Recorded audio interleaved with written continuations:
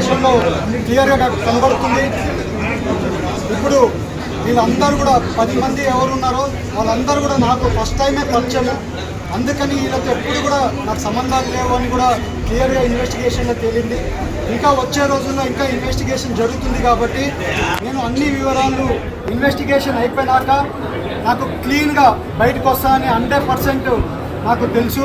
ఎందుకంటే నేను ఏది తప్పు చేయలేదు కాబట్టి 100% నేను బయటకు వస్తానని నేను అనుకుంటున్నాను.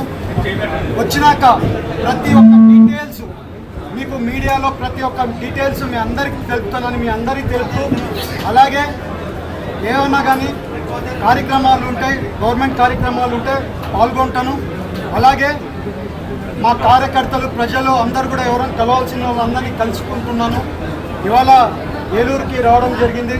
అందరు కూడా నన్ను ఆస్వాదించిన ప్రతి ఒక్కరిని, నన్ను తోడుగా ఉండే ప్రతి ఒక్కరిని, ఏలూరు ప్రజలు ప్రతి ఒక్కరు నాకు తోడుగా ఉన్నారు. అందరూ కూడా నేను తప్పు చేయను, వాళ్ళ ఎంపీ తప్పు చేయడం అనేది వాళ్ళందరికీ తెలుసు. నేను మళ్ళీ మీ అందరి మీడియా తరఫున మళ్ళీ తెలుపుకున్నా, ఎక్కడ కానీ తప్పు చేయలేదు. నేను బయటికి క్లీన్గా వస్తానని మీ అందరికీ తెలుపుకుంటూ